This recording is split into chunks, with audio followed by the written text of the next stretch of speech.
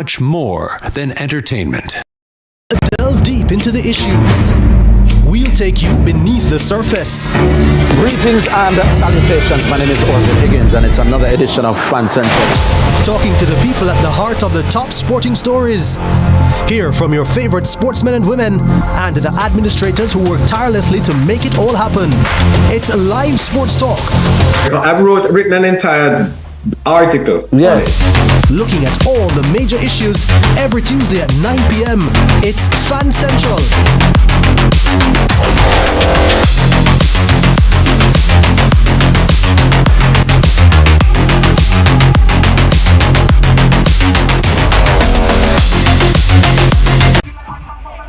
Yo, this is Governor representing of the CVM, you know. C-Tappen and CVM right now. Yeah.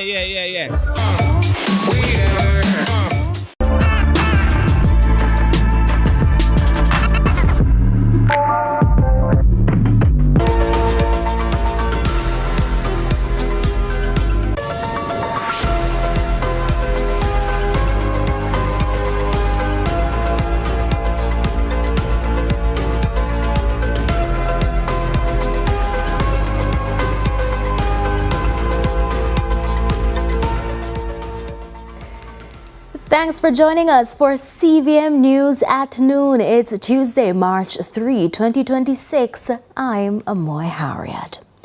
We begin with the latest on the U.S., Israel and Iran conflict in the Middle East.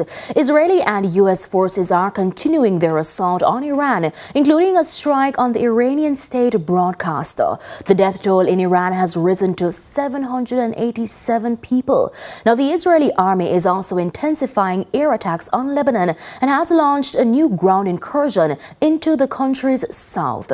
Saudi authorities say 2 drones hit the U.S. embassy in Riyadh, causing a limited fire and minor damage.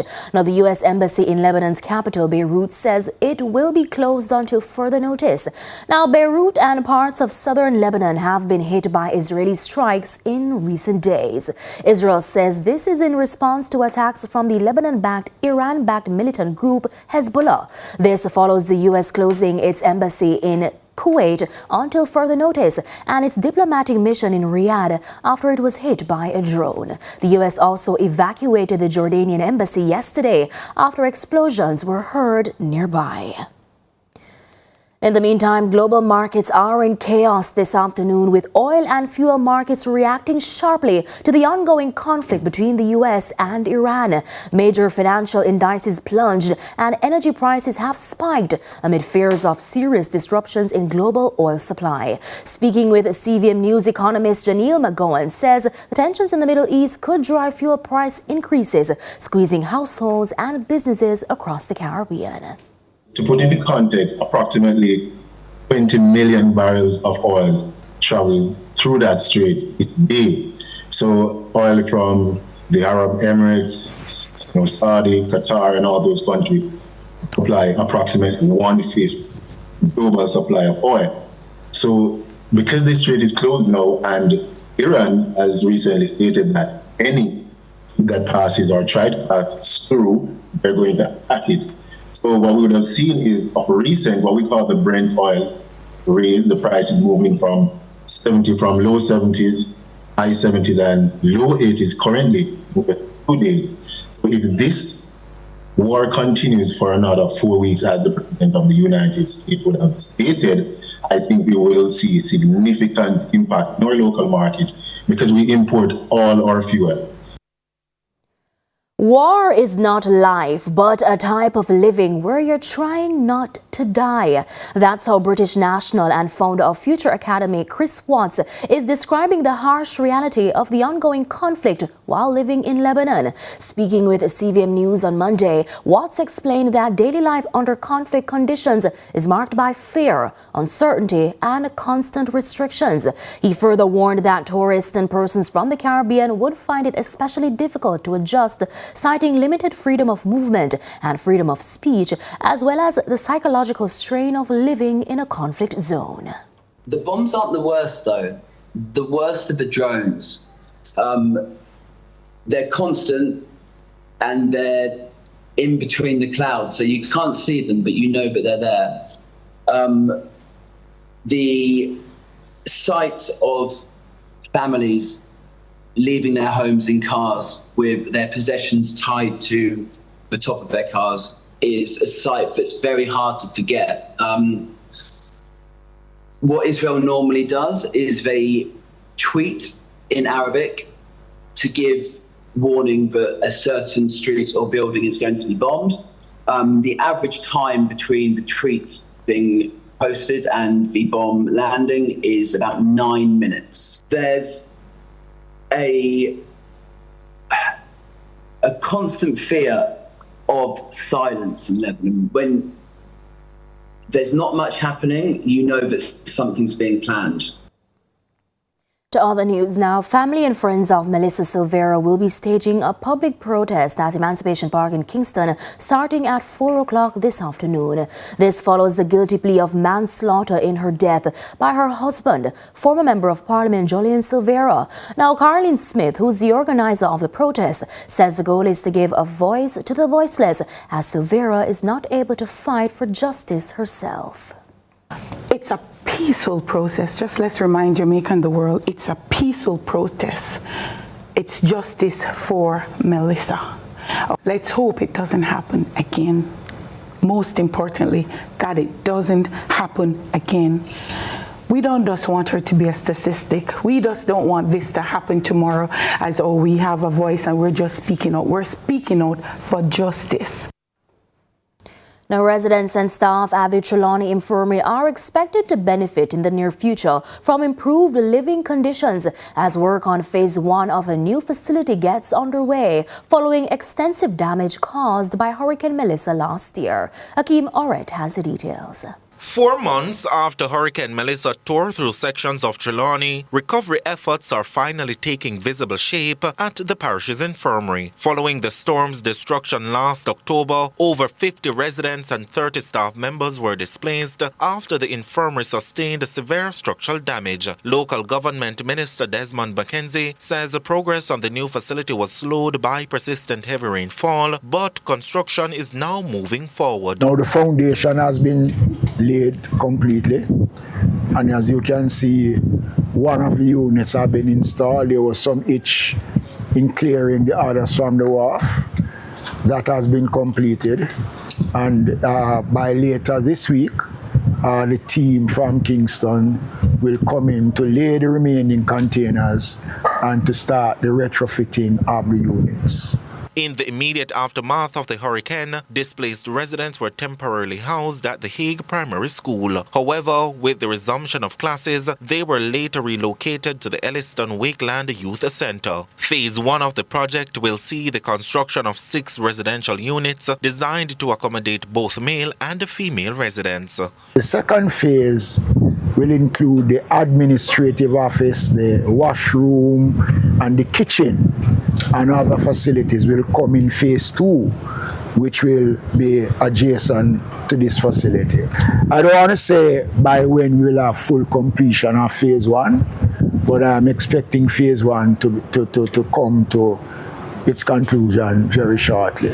Mayor Falmouth Colin Gager, in welcoming the development, described it as a long overdue improvement for residents of the infirmary. This time, the residents will be able to stay one place. When you are having a hurricane coming, we won't have to be moving them up, because that alone adds stress to them. And so, Minister, for that, we are more than grateful. And I'm sure Metron will tell you, because it's really a lot of work moving them back and forth. And sometimes it pains my heart when I hear them say, Mayor, when we're going back to a home. Every day that I go to the infirmary, the residents are asking me, how we house coming on? And I'm saying to them, just bear a little bit more, just bear a little more. It will soon be finished. I know I have some that I can bring across to have a look at it, so I will do so as well, just to give them a little closure, to know that yes, we are getting somewhere. But they are waiting patiently. And while residents continue to wait, this plea from the local government minister. I just want to appeal to the general public for some patience, for some understanding while we go through the process of doing the work. We're putting in all the work that is necessary We're putting in a proper sewage system that will allow the smooth discharge and treatment of the waste that comes out of the facility. Akeem Oret for CVM News. It's time now for a break, but stay with us for a live interview when we come back.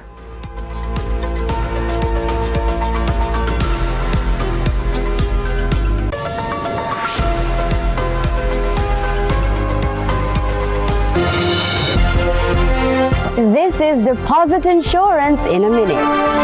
Under the JDIC, business accounts are insured separately from the owner's personal accounts up to 1.2 million. Hold on there. So my little shop money and my little savings money insured separately. As long as your savings and business accounts are in a bank or building society. Well, that's not bad. To learn more about how deposit insurance works, visit the JDIC website at www.jdic.org or follow on Facebook, Instagram, and X at JDIC Jam. JDIC, protecting deposits for you and me.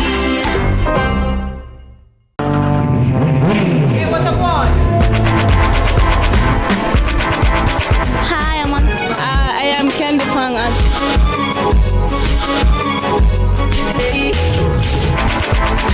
Watagwan. Watagwan. Datagwan. Watagwan. Watagwan. Watagwan. Mondays, Wednesdays, and Fridays at 8 a.m., 1:30 p.m., and 10 p.m. on CVM TV. Datagwan for Watagwan.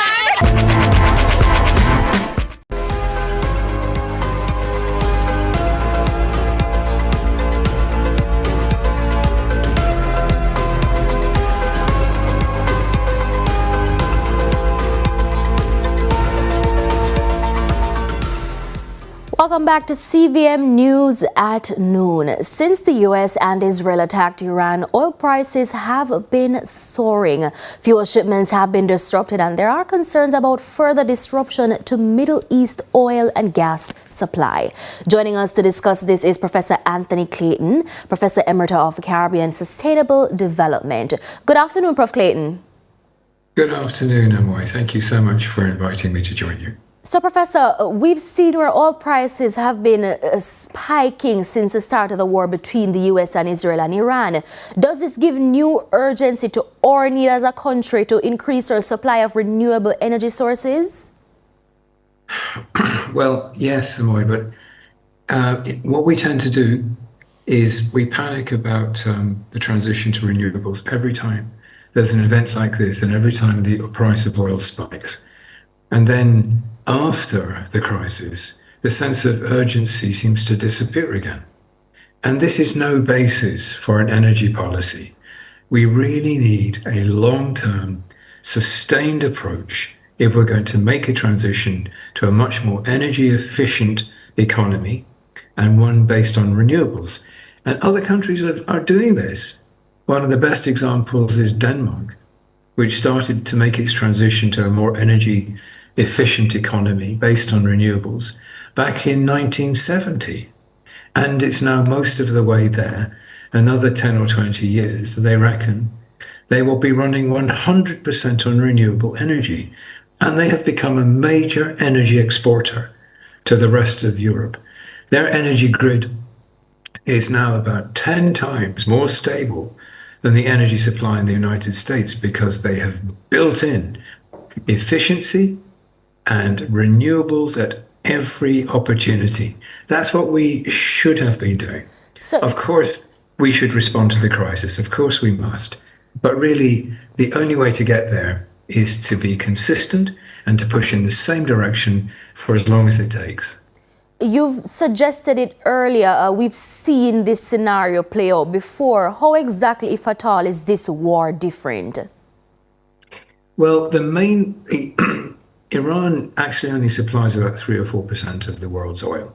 It's not a major supplier. The problem is that Iran controls the Straits of Hormuz.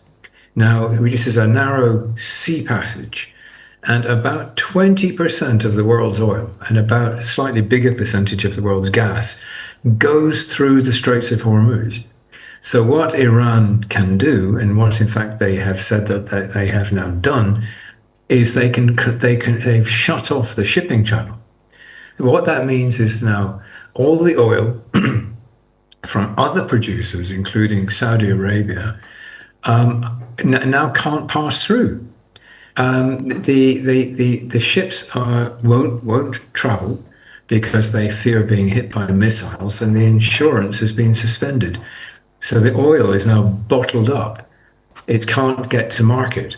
And naturally, that means there has been a surge in the price of oil. And we have to work out now what we're going to do, because this will inevitably, in the fairly near future, start to feed through to gasoline prices at the pumps and the cost of our electricity. How much are we seeing the increased recognition of the climate crisis, though, affecting this issue? Well, not very much. As you know, there's an administration in the United States which is completely opposed to the idea that there is a climate crisis. And there's only really four major carbon emitters in the world these days. Half of all the carbon in the atmosphere was put up since 1990, and most of it comes from just four countries: United States, China, Russia, and India. And none of these four are doing anything, have made any commitments, serious commitments, with regard to reducing carbon emissions. The only exception is arguably China, which is building a huge renewable energy technology industry. But they're doing this on the basis of actually managing to increase their carbon emissions at the same time, because they have refused to do anything that would reduce their rate of economic development. So at the moment, I have to say, Amoy, that the world's attention is not really on with us at this point. We in small islands are obviously very concerned about climate change, but at the moment, there just isn't the same level of global commitment. We saw this very clearly at the UN COP summit last year. So we saw where Energy Minister Darrell Vaz said in his sectoral presentation last year that Jamaica is on track to meet its goal of generating 50% of electricity from renewables by 2030. Do you think the target should be higher? Actually, I think that's a very ambitious target. If we get even close to that, I think that would be really quite remarkable. That's about where Denmark is, but Denmark took about 50 years to get there. So if we can really achieve that by 2030, that would be nothing short of really remarkable, quite astonishing. So, renewable sources, though, like solar and wind, accounted for 12.5% of the country's energy mix as of about mid-2025, around May last year. What do you think of that figure? Well, it's actually being driven more by the price differential than by anything else. For many years, the big holdup was the fact that renewables were more expensive than conventional sources. That is no longer true. In most countries now, the cheapest, the most cost-effective option is actually renewables, and predominantly solar. And that's because the cost of the panels has come down dramatically, and even better solar technologies are in the pipeline and should be coming onto the market soon, which means that the cost per unit of electricity should be coming down yet further. So it's really the cost difference now that's driving this, not government policy. But this is absolutely fine. This is absolutely fine. This is as it should be. We've been arguing for years that with sufficient investment in renewable energy technology, they should be price competitive. And the transition should be driven by the economics of the situation. Well, now that is actually true. And in about 30 countries in the world now, renewable energy technology is in fact the cheapest source of electricity. It is just amazing that we haven't got here sooner, but even if we've left it a little bit late, the important thing is to get there in the end. So if we can push up to 50% renewables within our lifetimes, that will be absolutely wonderful. You said to get there in the end. How exactly can we get there? What more do you think can be done to increase our supply of renewable energy sources? Well, there's actually two things we need to do, Amoy. And the first one, which is the one that everybody forgets, is we need to look at energy efficiency as well. Because most of us live in buildings made of block and steel, and block and steel has a high thermal mass. And if you live in a building down on the flat, built of block and steel, the chances are you have to be running fans and air conditioning all the time you're in the house. And if we know, this is the crazy thing, we know now how to put up buildings that take very little energy to keep them cool. And we actually built one at the Mona campus just to prove the point that we know how to put up